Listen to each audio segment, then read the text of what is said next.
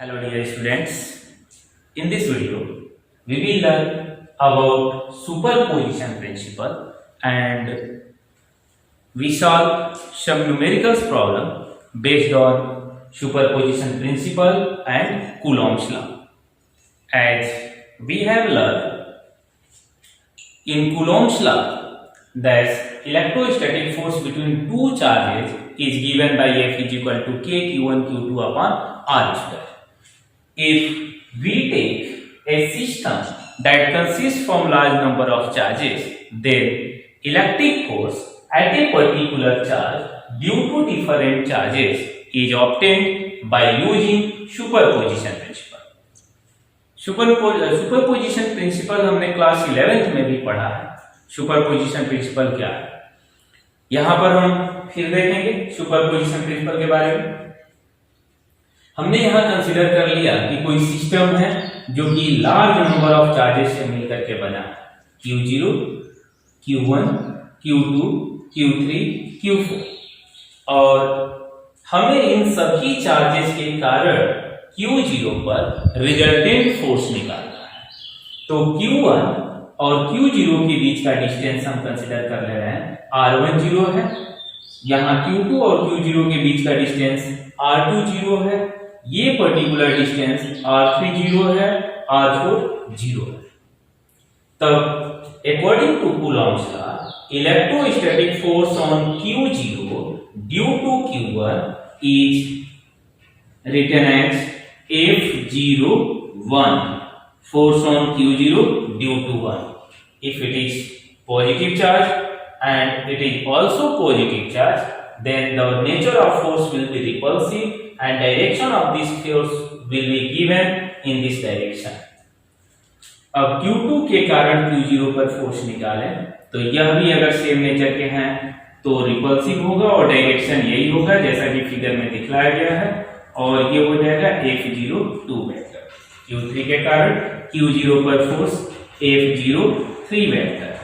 Now force on Q0 due to Q4 is equal to F04 vector.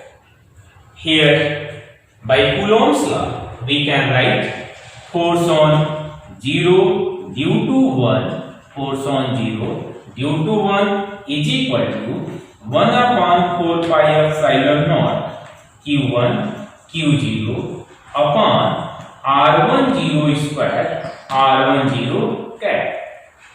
Similarly, force on 0 due to 2, force on Q0 due to Q2 is equal to 1 upon 4 pi epsilon naught Q2 Q0 upon R20 square R20 cap. Similarly, we can have the value of electrostatic force F03 and F04, F05 dot F0n. That is force on Q0 due to nth charge particle is equal to 1 upon 4 pi epsilon naught Q n Q naught upon Rn0 square Rn0 tan. अब अगर हम देखें तो इस Q0 पर कई forces काम कर रहे हैं लेकिन सभी फोर्सेस का डायरेक्शन अलग अलग है. तब इस पर रिजल्टेंट फोर्स इन सभी फोर्सेस के वेक्टर सम के बराबर होगा. यही सुपरपोजिशन प्रिंसिपल है कि यदि कोई system large number of charges से मिलकर के बना हो तो किसी एक चार्ज पर डिफरेंट चार्जेस के कारण रिजल्टेंट फोर्स इस चार्ज पर इंडिविजुअल चार्ज के कारण लगने वाले इलेक्ट्रिक फोर्स के वेक्टर सम के इक्वल होता है. That is resultant force on Q0 due to these all charges F0 vector is equal to force on 0 due to 1 plus force on 0 due to 2 plus force on 0 due to 3 plus dot force on 0 due to nth charge particle. After putting the value of F01, F02, F03 dot dot. We have 1 upon 4 pi epsilon naught. We see that 1 upon 4 pi epsilon naught is common in all. Also Q0 is common. Q0 upon 4 pi epsilon naught R1 divided by Q1 divided by R10 square R10 cap plus Q2 R20 square R20 cap plus Q3 divided by R30 square R30 cap plus dot dot Qn divided by Rn0 square Rn0 cap. इन सबको हम sigma के form में लिख सकते हैं. This implied as resultant force on Q0 due to the all charges Q1, Q2, Q3, Q4 dot dot Qn. We have F0 vector is equal to Q0 divided by 4 pi epsilon naught summation over I is equal to 1 to n Qi divided by Ri0 square Ri0 है. ये जो है result है और ये बतला रहा है कि किसी भी एक चार्ज पार्टिकल पर अलग अलग चार्जेस के कारण रिजल्टेंट फोर्स अलग अलग फोर्सेस के वेक्टर सम के इक्वल होगा. यही सुपरपोजिशन प्रिंसिपल है और इसी प्रिंसिपल का यूज करके अब हम कुछ numerical will solve this question. Example of NCERT 1.6. given that consider three charges Q1, Q2, Q3 each equal to small q at the vertices of an equilateral triangle of side small a. What is the force on charge capital Q with the same sign as small q placed at the centroid of triangle? हमें यह equilateral triangle दे दिया गया है ABC और इस triangle का side small l है. इसके सभी वर्टेक्स पर चार्ज रखे गए हैं Q1, Q2 और Q3, लेकिन सबका मैग्नीट्यूड सेम है, नेचर भी सेम है और सभी प्लस Q के इक्वल है. यहाँ कह रहा है कि इसका जो सेंट्रॉयड है इस इक्विलैटरल ट्रायंगल का सेंट्रॉयड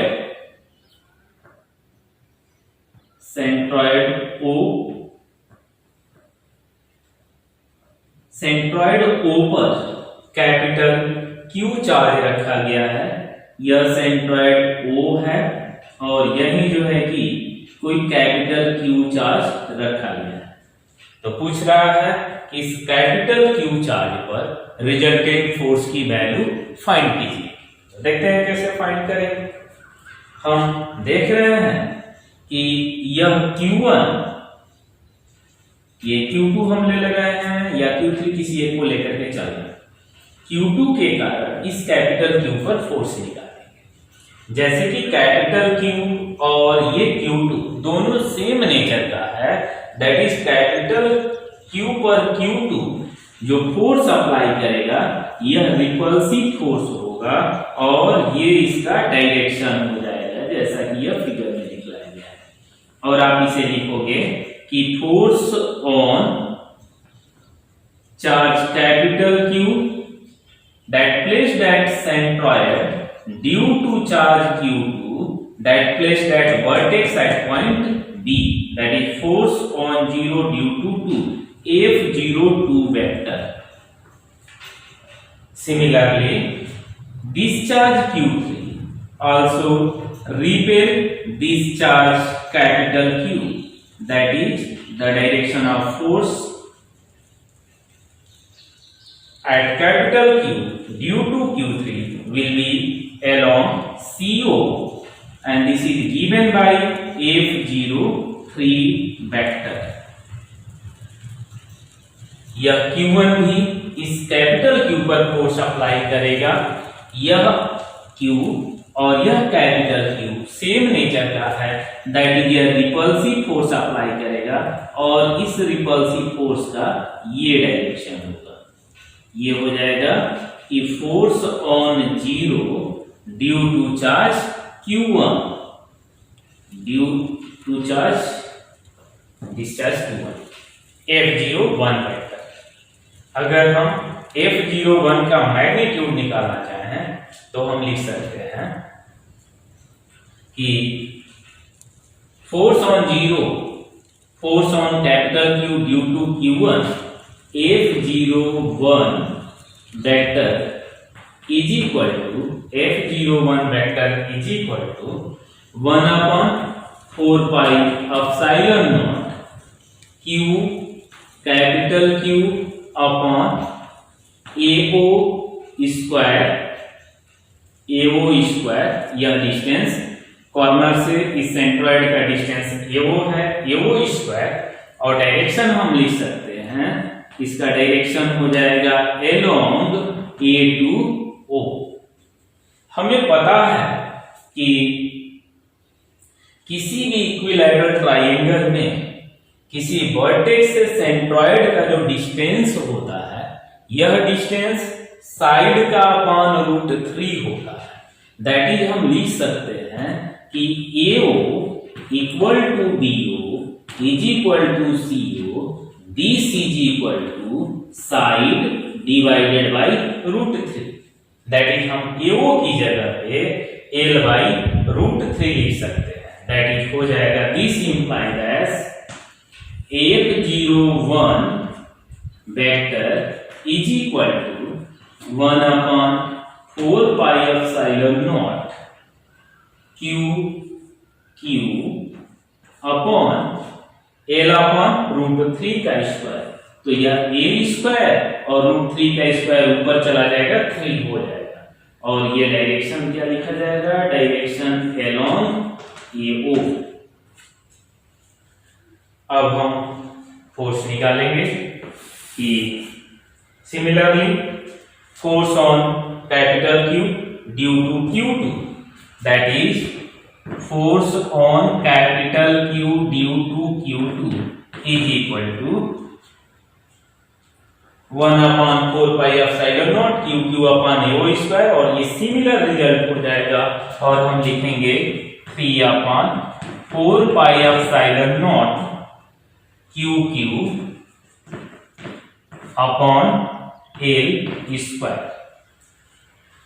और ये डायरेक्शन हो जाएगा, यह प्लस चार्ज इस प्लस चार्ज को रिपेल करेगा, ये डायरेक्शन हो जाएगा, और डायरेक्शन लिखा जाएगा अलोंग BO।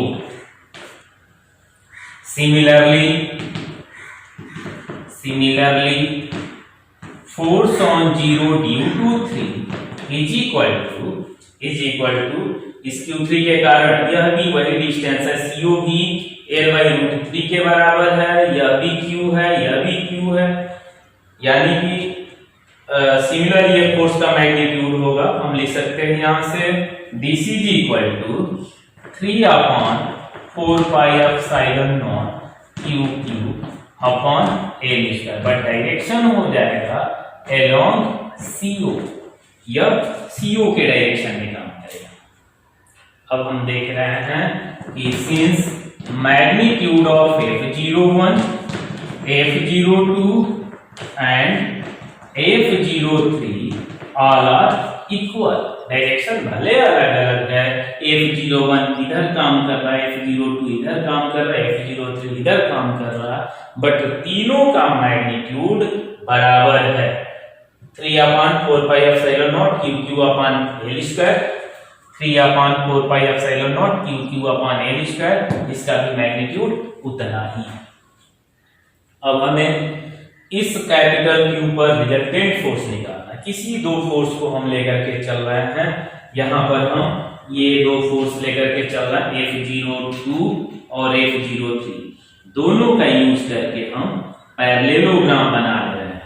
ये पैरेललोग्राम है, और इस पैरेललोग्राम का जो डायगोनल होगा, यह दोनों फोर्सेस F02 और F03 का रिजल्टेंट फोर्स बतलाएगा।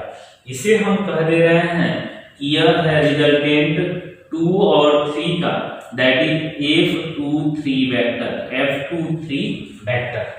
दैट इज अब हम लिख रहे हैं कि resultant of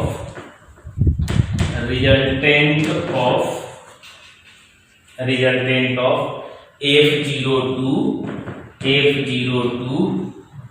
and F03 vector. और ध्यान देना है हम अभी केवल मैग्नीट्यूड निकाल रहे हैं, ये रिजल्टेंट में केवल मैग्नीट्यूड लेकर के चल रहे हैं। और हमने पढ़ा है क्लास 11th में कि किसी भी दो वेक्टर का रिजल्टेंट फाइंड करना है तो फार्मूला होता है R √a² + b² + 2ab cos theta. तो यहाँ इस F02 और F03 का रिजल्टेंट अगर हम निकालें तो magnitude of F23 is equal to लिखा जा सकता है कि √F02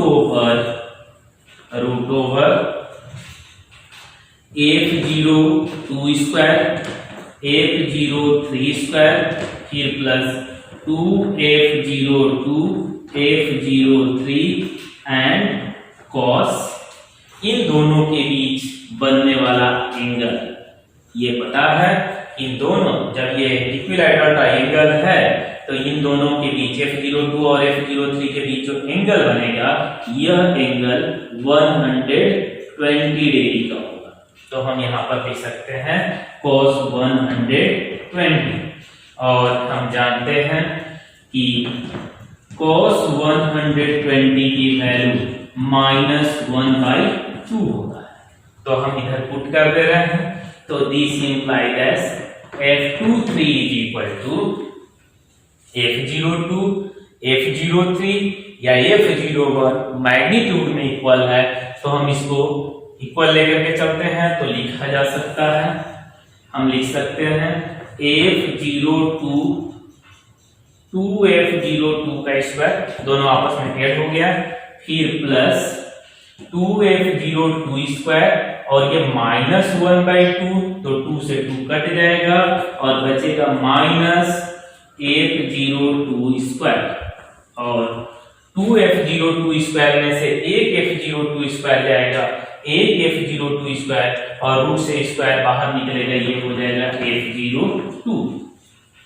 अब हम देख रहे हैं कि F23 का जो रिजल्ट आया है, जो मैग्नीट्यूड आया है, वह F02 के बराबर और F02 F01 या F03 के इक्वल। तो जब इक्वल है तो हम यहां लिख सकते हैं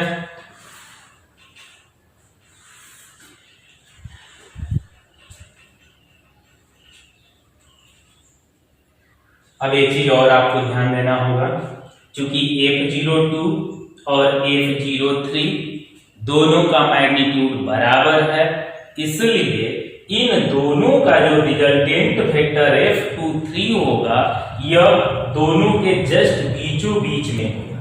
दैट इज अगर दोनों के बीच अगर एंगल 120 का है तो इस रिजल्टेंट का किसी भी वेक्टर से F02 से चाहे F03 से एंगल कितना बनेगा, 60 डिग्री का बनेगा। जैसा कि आप एंगल निकालने के लिए फार्मूला आप जानते हो, tan theta = b sin theta / a + b cos theta, उससे आप जो है कि एंगल निकाल सकते हो। यहाँ पर हम एंगल नहीं निकाल रहे, डायरेक्ट हम इस रिजल्ट को ही देख करके ही हमें पता चल जा रहा है कि ये दोनों के जस्ट बीचों बीच में होगा, मतलब कि F01 के जस्ट अपोजिट डायरेक्शन में होगा।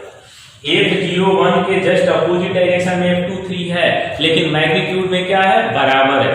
दैट इज ये दोनों एक दूसरे को कैंसिल आउट कर देंगे और रिजल्टेंट फोर्स कैपिटल Q पर 0 हो जाएगा। Since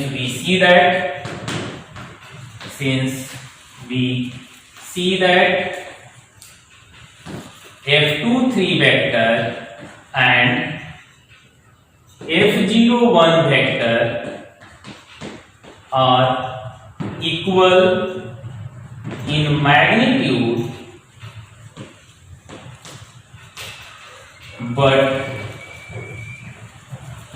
in opposite direction, opposite direction. Hence, they cancel out to each other. Hence, they cancelled out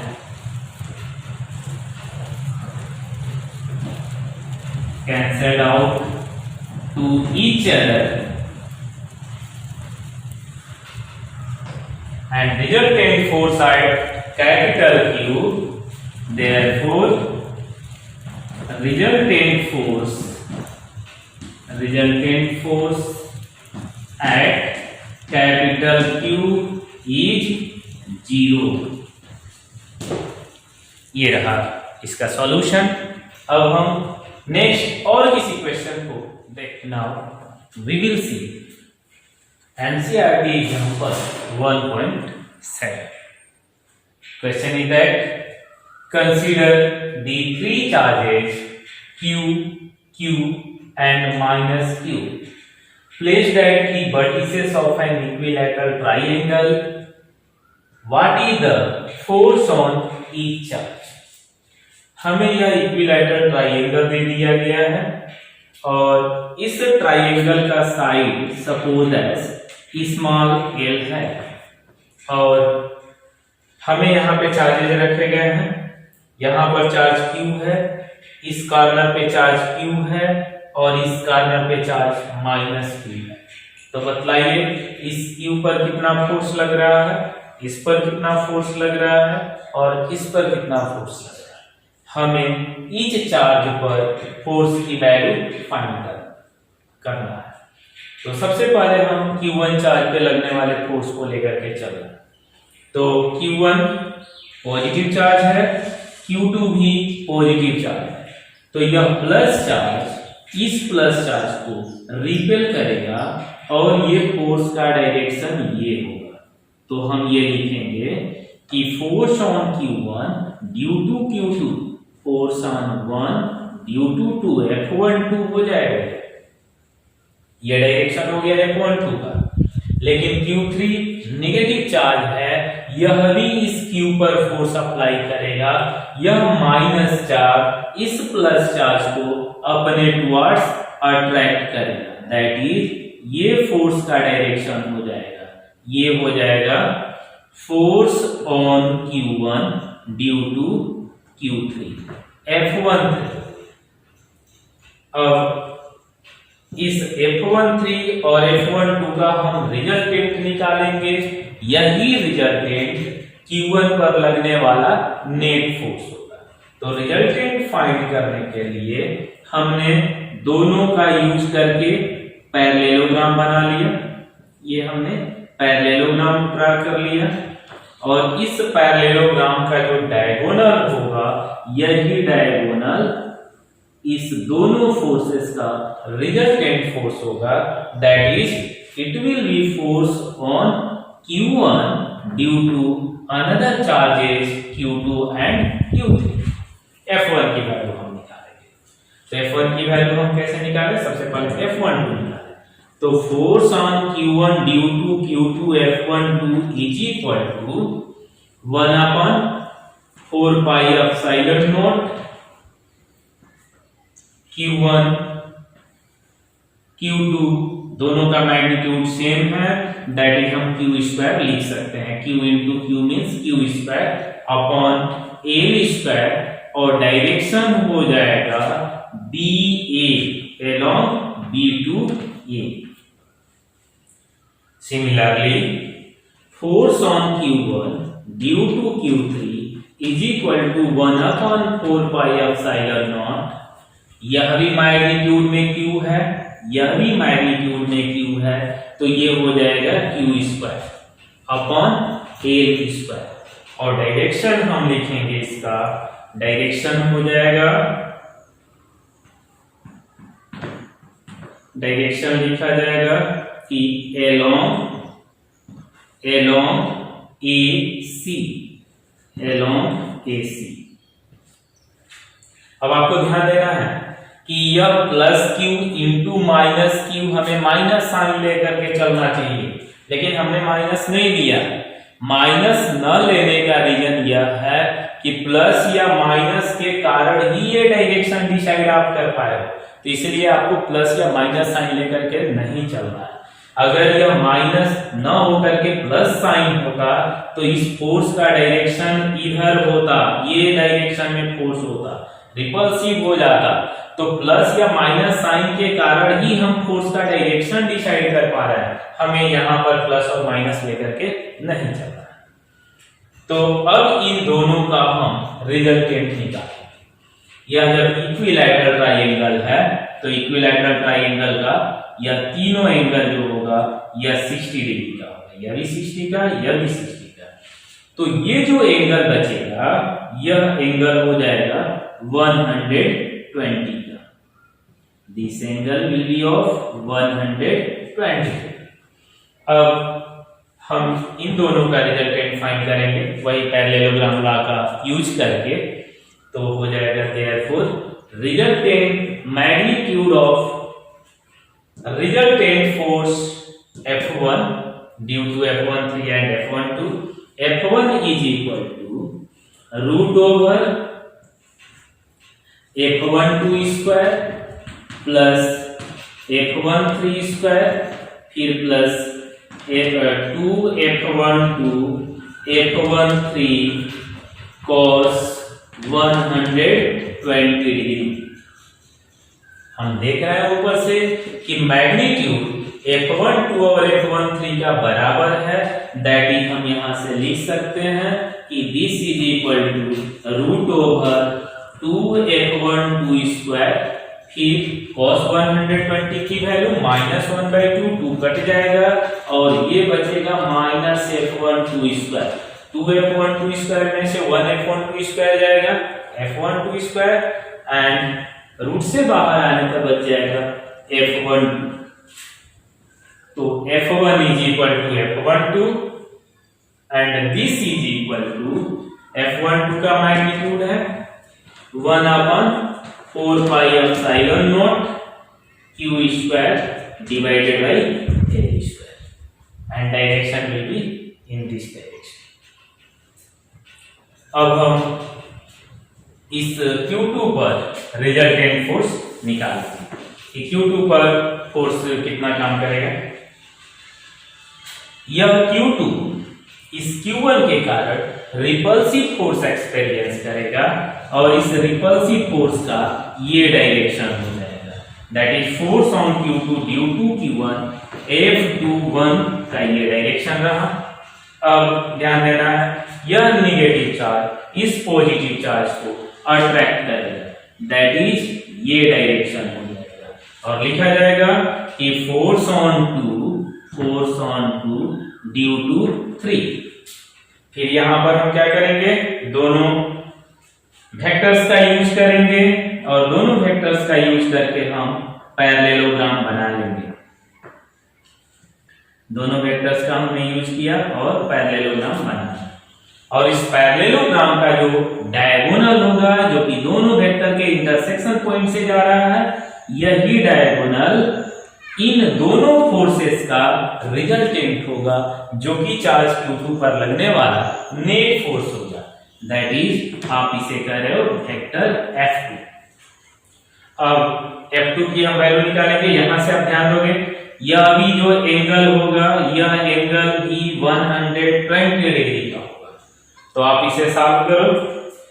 अब आप लिख सकते हो कि F21 that is force on Q2 due to Q1 is equal to 1/4 pi epsilon naught Q1 Q2 दोनों का magnitude same है, nature same है, तो ये हो जाएगा Q square upon L square and force on 2 due to 3 this also equal to 1/4 pi epsilon naught Q square upon L square।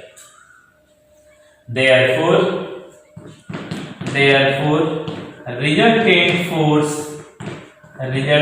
force on Q2 पर अगर आप रिजल्टेंट फोर्स निकालते हो तो इन दोनों का रिजल्टेंट निकालना होगा और आप लिखोगे इसका magnitude F2 is equal to root over F21 square plus F23 square, फिर plus 2F21 F23 cos 120 degree, and as we know that the value of cos 120 is equal to -1/2. Then after solving we have F2 is equal to F21, and this F21 is equal to F21 और F1 magnitude में बराबर है, ये हो जाएगा 1/4 pi epsilon naught Q square divided by N square. तो ये F2 की वैल्यू रहा, और ये जो है कि F1 की वैल्यू रहा। अब हम फोर्स निकालेंगे इस Q3 पर, Q1 और Q2 के कारण। तो Q1 के कारण Q3 पर हम फोर्स देखेंगे। तो यह Q1 प्लस चार्ज है, Q3 नेगेटिव चार्ज है, दैट इज Q1 Q3 को अपनी ओर अट्रैक्ट करेगा, और ये हो जाएगा force, that is force on 3 due to 1 F31। Similarly यह प्लस चार्ज इस माइनस चार्ज को अपने टुवर्ड्स अट्रैक्ट करेगा, और ये हो जाएगा force on 3 due to 1 due to 2 F3। अब हम इन दोनों का यूज करके पैरेललोग्राम बनाएंगे, दोनों वेक्टर्स का यूज करके, और जो पैरेललोग्राम होगा इसका डायगोनल रिजल्टेंट फोर्स को रिप्रेजेंट करेगा, that is this will be resultant force on Q3 due to charge Q1 and Q2। तो ये हम लिख दे रहे हैं F3 वेक्टर। अब हम F3 वेक्टर की वैल्यू निकालेंगे। तो सबसे पहले हम देखें F31 की वैल्यू। F31 की वैल्यू हो जाएगा F31 इज इक्वल टू, ये दोनों साइड बराबर है, मैग्नीट्यूड जो है ये बराबर है, तो F31 चाहे F32 दोनों का मैग्नीट्यूड आपस में बराबर होगा, और ये हो जाएगा 1/4 pi epsilon naught Q square divided by N square. और इसका अगर रिजल्टेंट आप निकालते हैं, F3 निकालते हैं, तो ये हो जाएगा, ये एंगल 60 डिग्री का होगा, और ये हो जाएगा F3 is equal to root over F31 square plus F32 square, फिर plus 2F31 F32 cos 60 degree, because here angle between F31 and F32 is 60 degree। अब आप इसे सॉल्व करोगे, तो सॉल्व करने के बाद ये हो जाएगा F3 is equal to, F32 और F31 बराबर है, तो आप लिख सकते हो यहाँ पर 2F31 स्क्वायर, फिर प्लस cos 60 की वैल्यू 1/2 होता है, तो ये 2 से 2 कट जाएगा, ये बचेगा F31 square.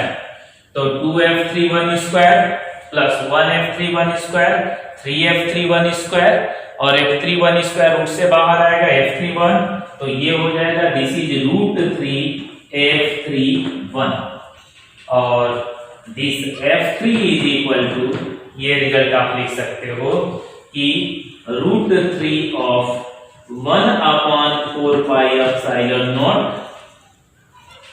1/4 pi epsilon naught, और वैल्यू है Q square divided by N square. इस तरह से आपने Q1 पर फोर्स, Q2 पर फोर्स और Q3 पर फोर्स ऑब्टेन कर लिया।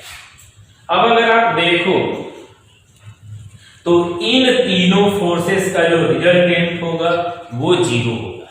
कैसे, इस बात को हम समझते हैं। यहां से अगर हम लेकर के चले, यहां इस लाइन पर अगर हम ये नॉर्मल ड्रॉ कर दें, तो नॉर्मल ड्रॉ करने पर ये जो है कि दोनों फोर्स, ये फोर्स और ये फोर्स मैग्नीट्यूड में बराबर है, दैट इज F2 जो है इन दोनों के जस्ट बीचों बीच में होगा। ये जो टोटल एंगल है 120 का है, 120 का, दैट इज यहां से यह जो एंगल होगा 60 का हो जाएगा, और यह भी एंगल 60 का होगा। और ये नॉर्मल अगर आप ड्रा करते हो तो यह जो है कि दो पार्ट में बट जाएगा, दो पार्ट में बट गया, तो दो पार्ट में बटने के बाद यह एंगल जो है कि 30 डिग्री का हो जाएगा। नॉर्मल से ये राइट साइड में जा रहा है कितना एंगल पर, 30 डिग्री के एंगल, ये 30 डिग्री के एंगल पर है। और यहां से अगर आप देखो, यहां पर अगर आप नॉर्मल ड्रॉ करते हो तो यहां पर नॉर्मल अगर ड्रॉ करोगे तो नॉर्मल से यह जो रिजल्टेंट है यह भी जो है कि ये लेफ्ट साइड में जाएगा 30 डिग्री पर।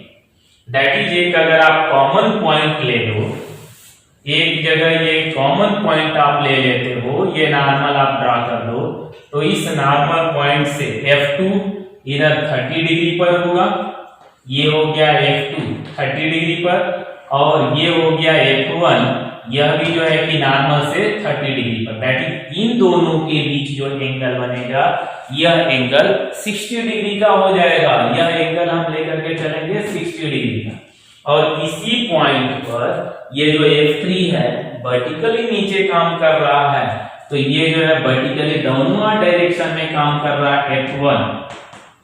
अब आप देखो F1 और F2 का अगर आप रिजल्टेंट निकालते हो तो आपने पैरेललोग्राम बनाया और ये जो डायगोनल होगा यह रिजल्टेंट को बतलाएगा। और अगर आप रिजल्टेंट निकालते हो F1 और F2 का तो ये रिजल्टेंट इतना ही आएगा, √3/4 pi epsilon naught q square upon L², जो कि इस मैग्नीट्यूड के, सॉरी F1 नहीं F3 है, यह मैग्नीट्यूड F3 के बराबर है। दैट इज इस F1 और F2 का रिजल्टेंट, F1 और F2 का रिजल्टेंट F3 के रिजल्टेंट के बराबर है मैग्नीट्यूड में, लेकिन डायरेक्शन अपोजिट हो जाएगा। दैट इज ये दोनों एक दूसरे के कारण कैंसिल आउट हो जाएंगे, मतलब कि इन तीनों का रिजल्टेंट भी आपस में क्या होगा, 0 होगा। दैट इज सिस्टम इक्विलिब्रियम में होगा। ओके, नेक्स्ट क्वेश्चन को देखते हैं। Now we will see next question, that is NCERT exercise 1.6. In this question given that 4 point charges QA is equal to 2 microcoulomb, QB is equal to -5 microcoulomb, QC is equal to 2 microcoulomb and QD is equal to -5 microcoulomb are located at the corners of a square ABCD of side 10 centimeter. What is the force on a charge of 1 microcoulomb placed at the center of the square? हमें ये question में एक square दे दिया गया है ABCD और इस square की साइड 10 सेंटीमीटर है। 10 सेंटीमीटर जो है कि साइड हमें दिया गया है और सभी कॉर्नर्स पे चार्जेस रखे गए हैं। QA 2 माइक्रोकूलम के इक्वल है, QB -5 microcoulomb, QC 2 microcoulomb, QD -5 microcoulomb. और एक सेंटर पे चार्ज रखा गया है, सपोज एज यह Q0 है and this is equal to 1 microcoulomb है। तो इसी चार्ज पर इन अलग अलग चार्जेस के कारण हमें रिजल्टेंट फोर्स निकालना है। तो हम क्या करेंगे कि QA के कारण Q0 पर फोर्स, QB के कारण इस पर फोर्स, QC के कारण, QD के कारण और सभी फोर्सेस का वेक्टर सम ले लेंगे, हमें रिजल्टेंट फोर्स मालूम हो जाएगा। तो अब यहां पर आप ध्यान दोगे, चूंकि Q0 पॉजिटिव चार्ज है, QA पर रखा गया चार्ज पॉजिटिव है, दैट इज यह प्लस चार्ज इस प्लस चार्ज को रिपेल करेगा और ये डायरेक्शन दिखलाया गया है, that is force on 0 due to F0A, direction यहां शो किया गया है। सिमिलरली QC पॉजिटिव चार्ज है, Q0 पॉजिटिव चार्ज है, दैट इज QC Q0 को रिपेल करेगा और ये डायरेक्शन होगा। यह नेगेटिव चार्ज है QB, Q0 पॉजिटिव चार्ज को अपने टुवर्ड्स अट्रैक्ट करेगा, F0B वेक्टर से रिप्रेजेंट किया गया है। यह भी नेगेटिव चार्ज यहां पॉजिटिव चार्ज को अपने टुवर्ड्स अट्रैक्ट करेगा, F0D से हमने रिप्रेजेंट किया है। अब सबकी वैल्यूज हमें निकालना है और सबका वेक्टर सम कर देंगे तो हमें रिजल्टेंट फोर्स Q0 पर मालूम हो जाएगा। तो चूंकि स्क्वायर दिया गया है, यह स्क्वायर है और इस स्क्वायर में इस सेंटर से किसी भी कॉर्नर का डिस्टेंस इक्वल होगा और हम लिख सकते हैं AO, BO, CO, DO all are equal to each other. तब हम सबसे पहले निकालें force on Q0 due to A, that is force on Q0 due to QA is equal to from coulomb's law 1/4 pi epsilon naught Q naught QA upon distance square. यहाँ पर charge Q naught है, यहाँ पर QA है और दोनों के बीच का डिस्टेंस AO है, तो AO स्क्वायर। और डायरेक्शन क्या हो जाएगा? along AO, AO के along करने की डायरेक्शन है। अब 1/4 pi epsilon naught ही हमने रहने दिया। Q0 की value 1 micro coulomb and 1 micro coulomb is equal to 10 to the power -6 coulomb, तो ये कूलम में कन्वर्ट हो गया, यह भी कूलम में कन्वर्ट हो गया। 2 micro coulomb 2 × 10 to the power -6 coulomb, और दोनों के बीच का डिस्टेंस है AO स्क्वायर।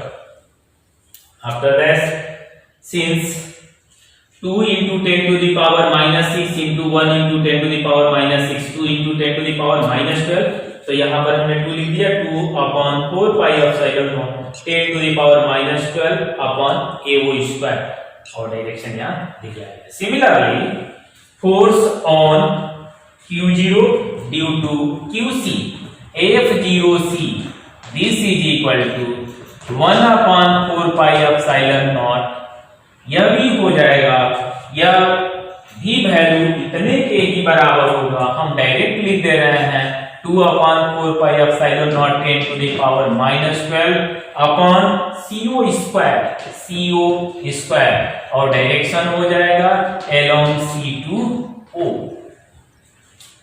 अब हम देख रहे हैं कि since magnitude of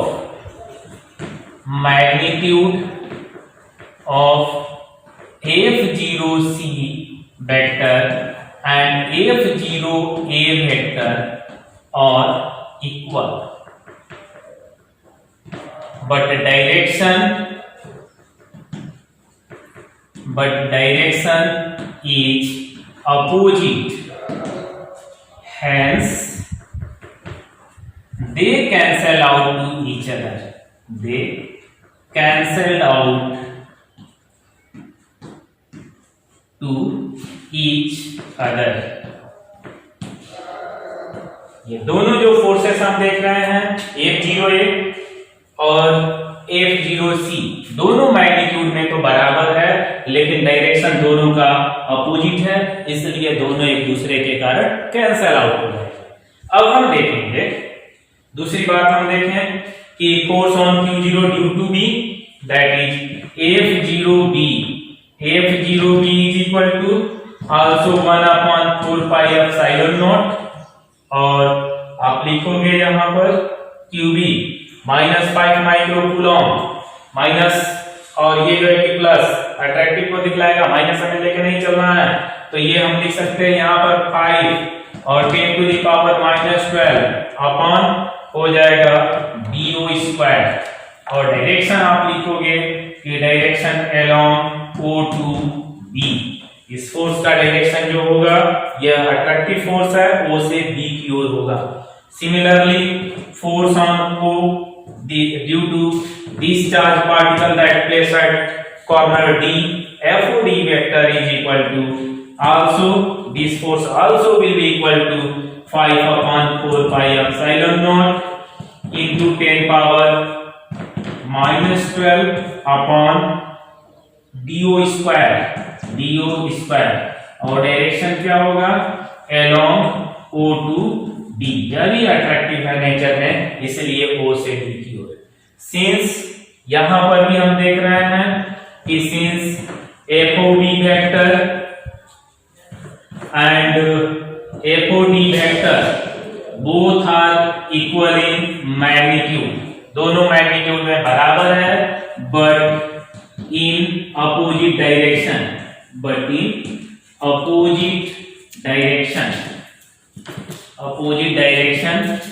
hence they also cancel out to each other, they also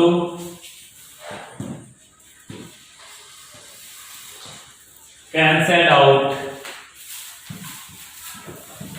to each other,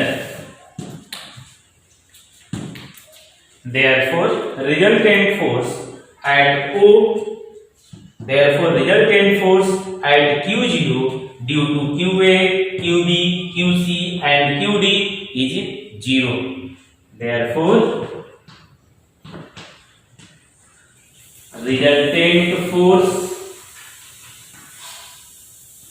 at Q0 due to QA, QB, QC and QD is 0.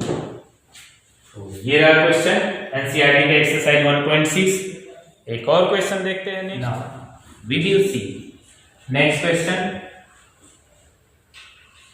Given that two small spheres each having mass small m kg and charge q coulomb are suspended from a point by insulating threads each L meter long but negligible mass. If theta is the angle each thread makes with the vertical when equilibrium has been attained, show that charge on sphere q square is equal to 4 mg L square sin square theta tan theta 4 by epsilon naught। हमें यह show करना है कि अगर equilibrium यहां पर हमें दिया गया है कि यह कोई बेस है, यहां से हमने ये थ्रेड लिया हुआ है और दो स्फेयर्स को सस्पेंड किया है, एक यह स्फेयर है और यहां से यह स्फेयर सस्पेंड किया है, स्फेयर ए और बी है। जिस थ्रेड से सस्पेंडेड है उस थ्रेड का लेंथ स्मॉल एम है और इसका मास निग्लेजिबल है, जबकि इस स्फेयर का मास स्मॉल एम केजी है। अगर दोनों सेम चार्ज के हैं, अगर दोनों पर सेम नेचर का चार्ज है तो शुरू में आप सस्पेंड करोगे तो शुरू में जैसे सस्पेंड किया जाएगा तो ऐसे रुकेगा, एक ही पास जो है कि एकदम रुकेगा। लेकिन रिपल्सिव फोर्स के कारण ये दोनों एक दूसरे से दूर और दूर होते होते उस पॉइंट पर रुकता है जब यह इक्विलिब्रियम पोजीशन को अटेन कर लेता है। जब यह इक्विलिब्रियम पोजीशन अटेन कर रहा है तो कोई भी एक थ्रेड वर्टिकल से एंगल कितना बना रहा है, थीटा एंगल बना रहा है। यह ए स्फेयर का जो थ्रेड है वर्टिकल से एंगल थीटा बना रहा है, बी स्फेयर का भी थ्रेड वर्टिकल से एंगल सेम बना रहा है, थीटा ही बना रहा है। तो बतलाइए कि अगर थीटा एंगल इक्विलिब्रियम में अटेन कर ले रहा है तो इस पे जो चार्ज की अमाउंट है वह चार्ज का square 4 mgl square sin square theta tan theta into 4 pi epsilon not के इक्वल होगा। हमें यह प्रूफ करना है। तो हम देखते हैं किसी भी बॉडी का जो वेट है इसका मास m kg है, दैट इज इसका वेट वर्टिकली डाउनवर्ड डायरेक्शन में काम करेगा और यह वेट हो जाएगा mg। और इस वेट के कारण इस थ्रेड में टेंशन होगा और यह टेंशन T इधर काम करेगा। यहां लेकिन दूसरा चार्ज है B प्लस चार्ज है, तो यह प्लस चार्ज इस प्लस चार्ज को रिपेल करेगा और इस पर इलेक्ट्रिक फोर्स काम करेगा, यह Fi, या हम केवल F लिख रहे हैं, तो ये इलेक्ट्रिक फोर्स है। तो इस चार्ज पार्टिकल पे तीन फोर्सेस काम कर रहे हैं, वेट, इलेक्ट्रिक फोर्स और टेंशन। इक्विलिब्रियम में, यह इक्विलिब्रियम में है। तो अब देखते हैं यहां पर ये पॉइंट्स लेकर के चलेंगे। यहां पर अगर यह टेंशन T इस डायरेक्शन में है तो यहां से आप एक वर्टिकल लाइन ले सकते हो और यह एंगल भी इस एंगल थीटा के इक्वल होगा। अब हम T को दो कंपोनेंट में रिजॉल्व कर रहे हैं और पहला कंपोनेंट हो जाएगा यह T cos थीटा और इधर हम नेक्स्ट कंपोनेंट ले रहे हैं और नेक्स्ट कंपोनेंट हो जाएगा T sin थीटा। हमने टी को दो कंपोनेंट में रिजॉल्व कर लिया। अब इक्विलिब्रियम में है यह चार्ज पार्ट, यह पर्टिकुलर स्फीयर, इसका मतलब है कि t cos थीटा mg के बराबर है और t sin थीटा इस इलेक्ट्रिक फोर्स के बराबर है। दैट इज आप लिख सकते हो in equilibrium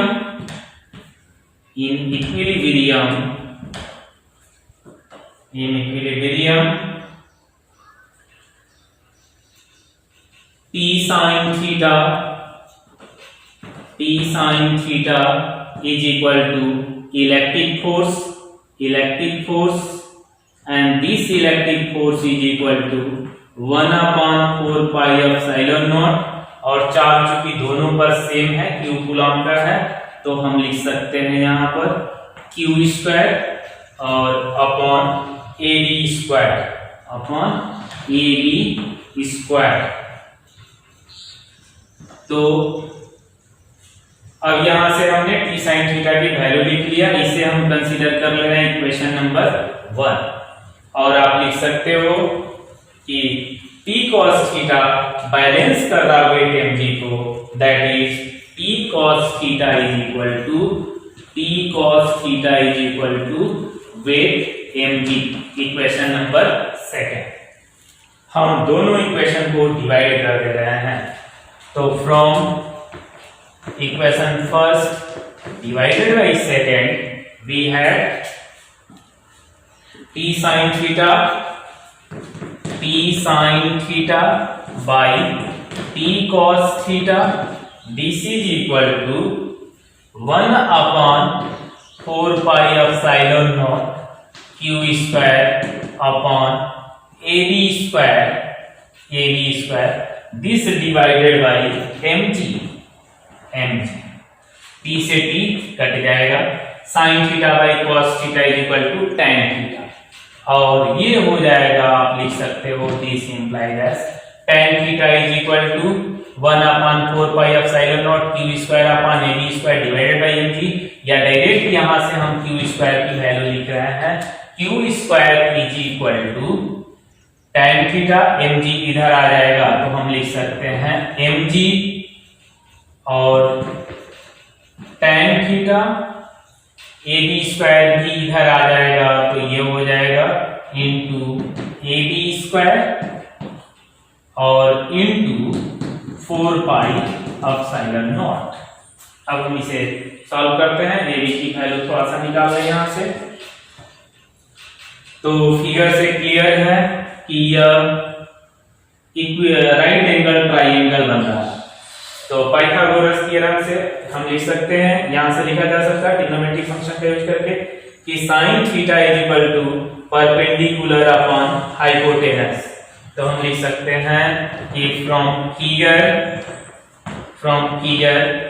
sin theta is equal to perpendicular, इस AB का हाफ मींस AB बाई 2 और perpendicular upon hypotenuse means A, तो AB अपॉन 2L। तो this implies as AB is equal to 2L sin theta. ये value put कर दे रहे हैं ऊपर वाले इक्वेशन में, AB की प्लेस पे हम कितना पुट कर दे रहे हैं, तो this implies as we have Q square is equal to mg 2L sin theta का square 4L square sin square theta, तो हम लिख दे रहे हैं 4 बाहर लिख दे रहे हैं पहले ही 4mg L square sin square theta tan theta और into 4 pi epsilon naught, 4 pi epsilon naught. हमें यही प्रूफ करना था, हेंस प्रूफ। यहां से प्रूव हो गया, q square is equal to 4mg L square sin square theta tan theta into 4 pi epsilon naught. Okay.